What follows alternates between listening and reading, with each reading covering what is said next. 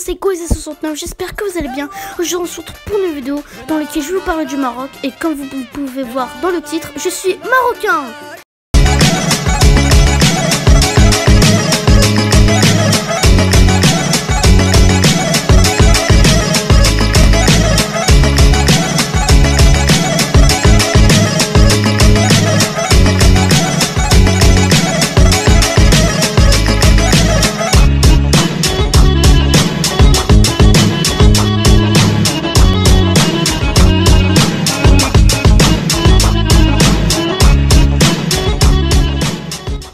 Bon, déjà le Maroc c'est en Afrique, plus précisément en Afrique du Nord et beaucoup plus précisément au Maghreb. Grosse dédicace mes frères algériens et tunisiens. Alors la toute première chose quand tu vas au Maroc que tu vois, c'est le changement de température. Alors moi, pendant les vacances de la Toussaint, je suis allée au Maroc, il faisait vraiment dans les 20 degrés. Alors que quand tu vois en France, ça va dans les -2, dans les -3.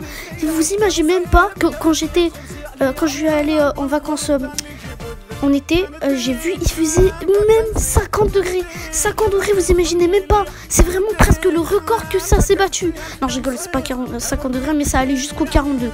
Mais c'est quand même beaucoup, 42. Donc, la première chose que vous voyez, c'est toujours la température. Franchement, si vous comparez entre la France et le Maroc, c'est vraiment pas pareil. Et j'avais même envie de m'arracher la peau en plus.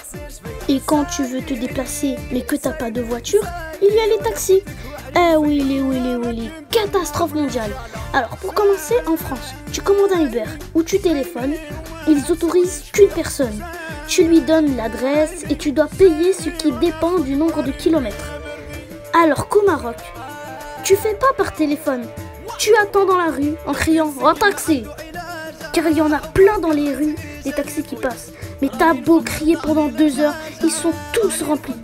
Et quand t'as enfin réussi à prendre un taxi, les chauffeurs s'en foutent du nombre de passagers. Les chauffeurs, ils te disent « Aji, ma'alish !» Dans les taxis marocains, tu peux monter jusqu'à 10 personnes au max. Ça rentre quand même. Et le pire, les chauffeurs s'en foutent de l'âge. Ils veulent de l'argent et ça fait. Même quelqu'un de 8 ans peut aller dans un taxi tout seul ou avec ses potes. Au Maroc, dans chaque ville, il y a un taxi de différentes couleurs, comme par exemple à Meknès c'est bleu ciel et à Kenifra c'est jaune. Il y a aussi un truc que je voudrais vous dire, c'est que les passagers ont le droit de ne pas s'attacher et même le conducteur il s'attache pas non plus.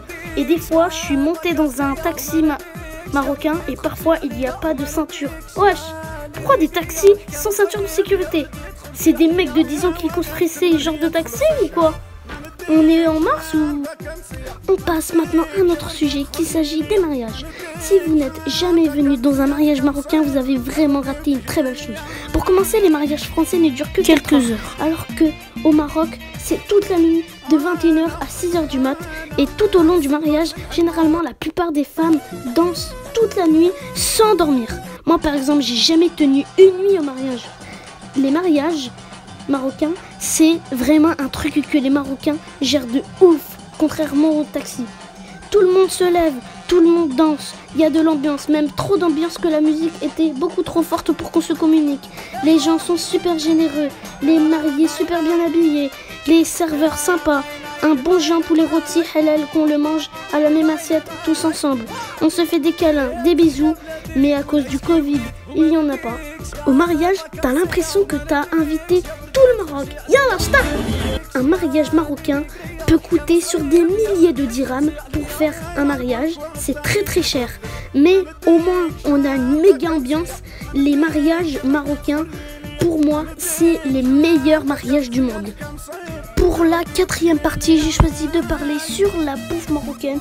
Pour donner mon avis, je kiffe la bouffe marocaine avec notamment le tagine, le couscous, rafissa, le bœuf aux pruneaux et amandes, le sfa, hrira.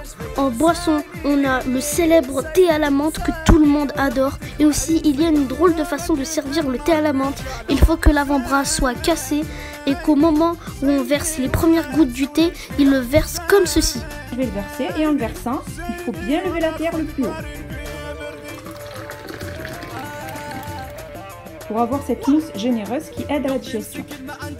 les barrir, les merguez, les msemen, les cornes de gazelle, des petits gâteaux délicieux et plein de choses après parce qu'ils sont super doués. Les Marocains ont souvent l'habitude de manger au dessert une pastèque. Et aussi, j'avais vu sur internet, le Maroc est la deuxième meilleure gastronomie au monde, c'est vraiment incroyable et je vous les conseille tous, c'est super bon. Parlons de la police. Alors eux, tu les vois toujours quand tu es dans la route et même les policiers au Maroc sont là à minuit aussi pour voir si les automobilistes respectent le code de la route. Ils te surveillent 24/24, ils bougent même pas leur cul de leur place. Les policiers au Maroc sont beaucoup plus stricts aux conducteurs qu'en France. Les policiers, on les voit partout. La plupart des policiers, à part les femmes, ont presque toujours une moustache. Pourquoi ils ont une moustache tout le temps? Vous connaissez pas Gillette? La vérité, il y en a plein des comme ça, des policiers qui ont des moustaches. On va parler maintenant des Marocains. On reconnaît facilement un Marocain en 3 points. Le 1, on parle trop fort au téléphone. Allô, ouais. On parle l'islam, hein. Waha. Moi aussi, bisous. 2, on se salue souvent comme ça. Oh, Karim, كيف لاباس حلاباس محمد لاباس 4 heures plus tard. كريم لاباس عايدة لاباس ياسمين لاباس 2 fins du monde plus tard. ياسين لاباس معين لاباس الحمد لله بلغنا بالسلامة. Certaines personnes ont bien leur façon à parler comme ça. ولاش عندك التوبية تشينا صاحبي شي حاجة ولاش عندك؟ أنا كنغابغي من النار أنا بنادم وكناكلو أنا عندك الخوارة ديك البلوطة هادي مسخور. Donc voilà, c'est la fin de la vidéo, donc j'espère qu'elle vous a plu. Donc n'hésitez pas à liker, à commenter, à partager et à vous abonner. Et je suis vraiment fière d'être marocain. Je suis fière de tout, surtout leur cuisine, leur mariage, leur culture. Alors j'ai pas pu tout faire, tout dire sur le Maroc, mais j'ai déjà dit l'essentiel. Donc j'espère qu'elle vous a plu. Et gros dédicace aussi à mes frères tunisiens et algériens. Donc n'hésitez pas à liker, commenter, partager et à vous abonner. Et on se retrouve pour une prochaine vidéo. Tchuss!